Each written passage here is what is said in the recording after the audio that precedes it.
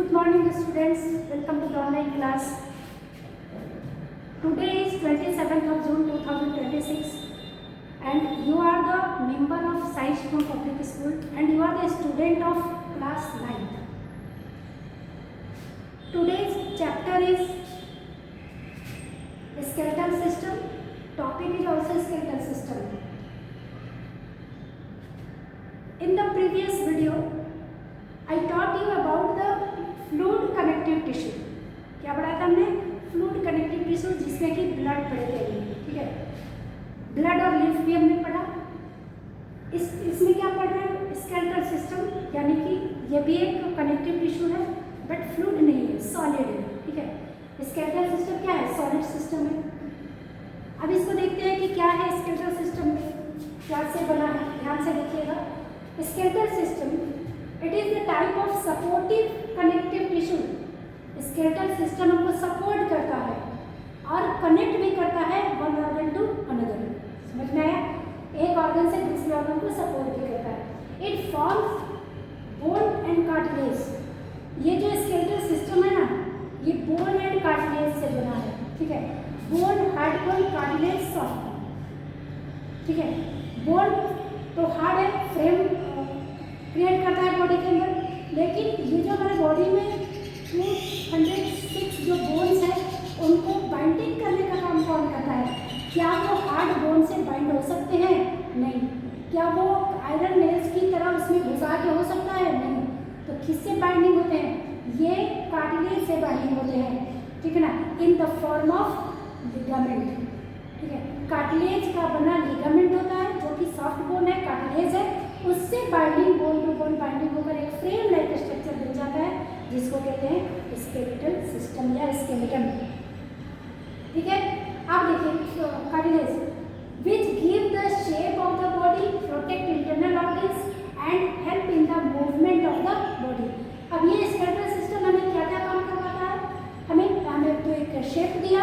अगर हमारे अंदर स्केलेटल सिस्टम का शेप ना रहे, ठीक है ना, हमारे अंदर कंकाल तंत्र ना हो, तो हम तो अर्थवर्म की तरह ऐसे ऐसे चलते फिरेंगे नीचे जमीन पे.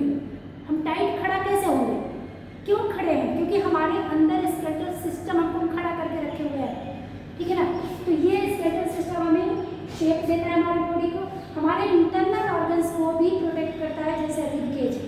रिब केज बोन का बना हुआ स्ट्रक्चर है. ठीक है, स्केलेटल सिस्टम है.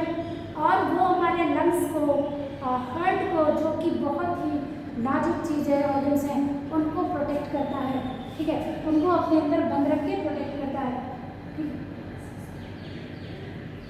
नेक्स्ट क्या है कि bone is hard but cartilage is slightly soft than bone.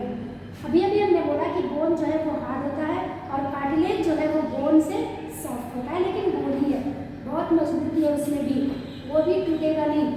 ठीक है ना. चलिए अब पढ़ते हैं बोन टिश्यू. बोन क्या है? बोन का टिश्यू कैसा है, फिर बाद में पढ़ेंगे कार्टिलेज का. ठीक है, तो अभी बोन के लिए पढ़ते हैं. तो बोन में कुछ टर्म्स हैं, जैसे टर्म्स में आप देख लीजिए, ऑस्टियोब्लास्ट टर्म्स है, ऑस्टियोसाइट्स टर्म्स है. ठीक है ना, फिर मैट्रिक्स है. ठीक है, फिर लैमेला है. ठीक है, उसके बाद ये सब टर्म्स है. हर्सियन कैनाल है, लैक्मी है. ठीक है, और कैनालिकुलेर. ये सब आपको नया नया टर्म्स मिलेंगे इसमें. तो आप इनको देखिए कि ऑस्टियोब्लास्ट क्या है. ठीक है, ऑस्टियो मतलब बोन. आपको तो पता है कि ऑस्टियो मतलब क्या होता है? बोन. तो ऑस्टियोब्लास्ट में न्यू बोन सेल्स का फॉर्मेशन होता है. ऑस्टियोब्लास्ट का मतलब है formation of new blood cells and new matrix around are also form. New matrix. Matrix क्या होता है? मैट्रिक्स वो है जेल लाइक स्ट्रक्चर जिसमें उनके उनमें जो बनने वाले सब्सटेंस है वो प्रेजेंट हो. जैसे इनके मैट्रिक्स में प्रेजेंट हो जाएंगे कैल्शियम. ठीक है ना, फॉस्फोरस. ठीक है, मैग्नीशियम, ये सब इनके मैट्रिक्स में प्रेजेंट होंगे. चलिए और क्या क्या हो सकते हैं? प्रोटीन हो सकते हैं इनके मैट्रिक्स में. कोलेजन नाम का प्रोटीन हो सकता है. ठीक है, कैल्शियम हो सकता है, फॉस्फोरस से कम आपको बताया. चलिए ऑस्टियोब्लास्ट में नए बोन सेल का फॉर्मेशन हुआ और नए नए मैट्रिक्स का फॉर्मेशन हुआ. ठीक है। अब पढ़ते हैं ऑस्टियोसाइट्स। ऑस्टियो माने बोन्स और साइट्स माने हमने पहले भी पढ़ा है, एरिथ्रोसाइट्स, ल्यूकोसाइट्स, थ्रोम्बोसाइट्स। साइट्स का मतलब होता है सेल, साइट्स मतलब होता है सेल, ठीक है ना। और ऑस्टियो मतलब बोन। तो ये बोन का सेल वो कौन है? Mature bone cell. Formation bone cell का कहाँ हुआ था? ऑस्टियोब्लास्ट में, ठीक है ना। ऑस्टियोब्लास्ट में बोन सेल का फॉर्मेशन हुआ था। लेकिन मैच्योर बोन सेल जो कि बोन मैट्रिक्स में प्रेजेंट होता है, वो जो बोन सेल है वो जब मैच्योर हो जाता है तो वो अपने मैट्रिक्स में जो प्रेजेंट होता है मैच्योर होकर, तो वो कहलाता है osteocytes. Present within the bone and bone matrix and it is responsible for the maintaining bone health. अब ये मैट्रिक्स जो है वो क्या करता है? मैट्रिक्स उनको बोन हेल्थ करता है, न्यूट्रिशन देता है, जो उन्हें चाहिए डैमेज होने से बचाता है उनका मैट्रिक्स।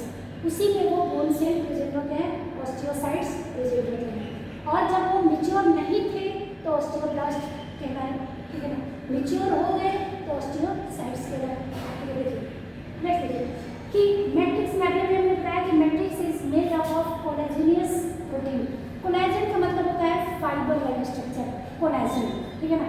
तो कोलेजन नाम जो फाइब्रस प्रोटीन होता है, कोलेजिनियस प्रोटीन का मतलब होता है वो प्रोटीन जो फाइबर लाइक स्ट्रक्चर में बना हो, ठीक है, उसको कहते हैं ओएसिन।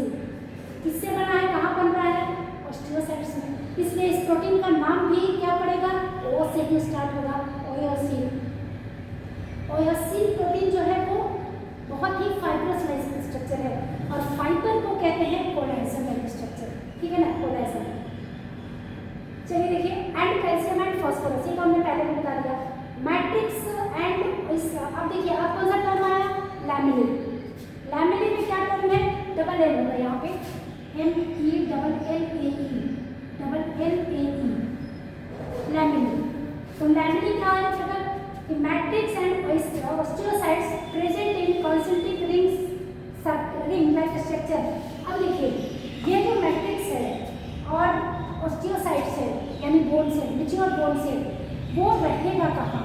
तो एक यहाँ पर बोन स्ट्रक्चर में सबसे मेन एक बीच में है हैबर्सियन कैनाल। क्या कहलाता है ये? हैबर्सियन कैनाल, ठीक है। इस हैबर्सियन कैनाल के चारों तरफ एक कॉन्सेंट्रिक रिंग बनाता है।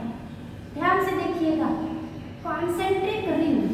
कॉन्सेंट्रिक रिंग का मतलब होता है वो रिंग्स जिनका सेंटर सेम, ठीक है ना, जिनका सबका सेंटर सेम, उसको कहते हैं कॉन्सेंट्रिक रिंग। जैसे कि ध्यान से देखिए, ये एक सर्कल है, इसका सेंटर यहाँ है, ठीक है, इसका सेंटर यहाँ है। ये सर्कल अगर टच ना करे और इस तरह से और सर्कल बनाए तो इस सर्कल का भी सेंटर कहाँ है? यहाँ है। ये टच ना करे और ये आगे इस तरह से बढ़ता जाए तो सारे सर्कल्स का जो सेंटर है वो एक ही है, सेम है। तो इसको कहते हैं कॉन्सेंट्रिक सर्कल या फिर कॉन्सेंट्रिक रिंग, ठीक है ना। तो ये जो कॉन्सेंट्रिक रिंग बनाता है हैबर्सियन कैनाल के चारों तरफ, वो रिंग लाइक स्ट्रक्चर कहलाता है लैमिना, ठीक है। हैबर्सियन कैनाल के चारों तरफ जो एक कॉन्सेंट्रिक रिंग बनता है जिसका सेंटर हैबर्सियन कैनाल ही होता है, तो वो कहलाता है लैमिना, ठीक है ना। अब देखिए लैक्यूनी क्या है?